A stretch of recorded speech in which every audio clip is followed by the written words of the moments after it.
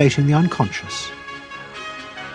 What Eddie got from Freud was indeed this idea that there is a lot more going on in human decision-making, not only among individuals, but even more importantly among groups, than this idea that information drives behavior.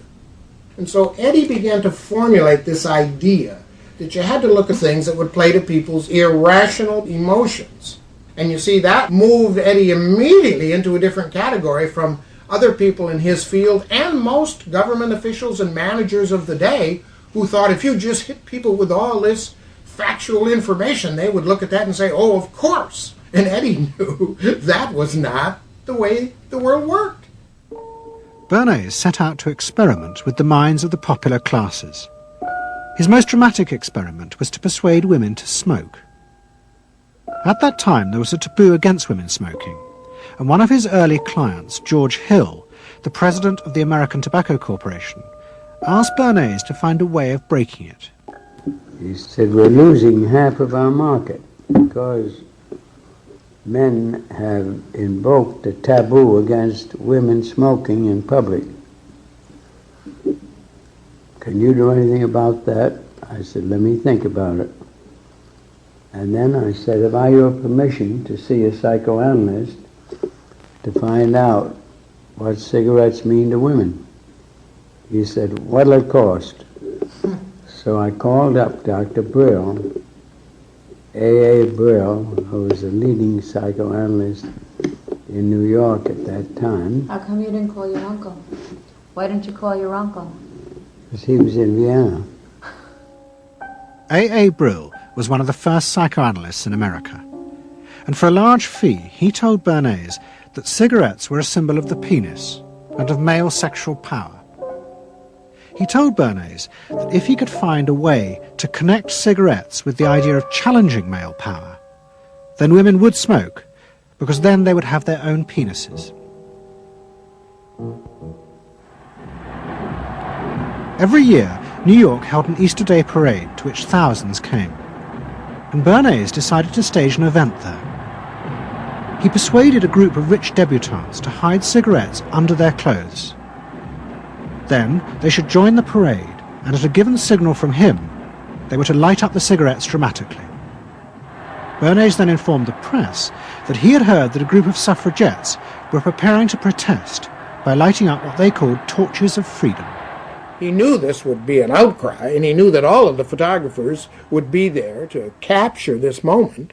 And so he was ready with a phrase which was torches of freedom. And so here you have a symbol, women, young women, debutantes, smoking a cigarette in public with a phrase that means anybody who believes in this kind of equality pretty much has to support them in the ensuing debate about this, because torches of freedom. I mean, what's on all American coins? It's liberty. She's holding up the torch. You see? And so all of this is there together. There's emotion, there's memory, there's a rational phrase, even though it's using a lot of emotional elements, it's a phrase that works in a rational sense. All of this is together.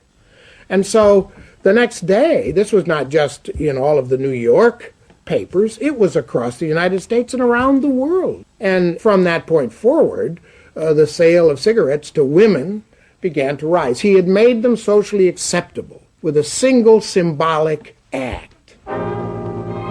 What Bernays had created was the idea that if a woman smoked, it made her more powerful and independent, an idea that still persists today. Embrace me, my sweet embrace. It made him realize that it was possible to persuade people to behave irrationally if you link products to their emotional desires and feelings. The idea that smoking actually made women freer was completely irrational, but it made them feel more independent. It meant that irrelevant objects could become powerful emotional symbols of how you wanted to be seen by others. Eddie Bernays saw the way to sell product was not to sell it to your intellect, that you ought to buy an automobile, but that you will feel better about it if you have this automobile. I think he originated that idea, that they weren't just purchasing something, but they were engaging themselves emotionally or personally in the product or service. That it's not, you think you need a new piece of clothing, but you'll feel better with the piece of clothing. That was his contribution in a very real sense. We see it all over the place today, but I think he originated the idea of the emotional connect to a product or service. What Bernays was doing fascinated America's corporations. They had come out of the war rich and powerful, but they had a growing worry. The system of mass production had flourished during the war, and now millions of goods were pouring off production lines. What they were frightened of was the danger of overproduction, that there would come a point when people had enough goods and would simply stop buying. Up until that point, the majority of products were still sold to the masses on the basis of need. While the rich had long been used to luxury goods, for the millions of working-class Americans, most products were still advertised as necessities. Goods like shoes, stockings, even cars were promoted in functional terms for their durability. The aim of the advertisements was simply to show people the product's practical virtues, nothing more.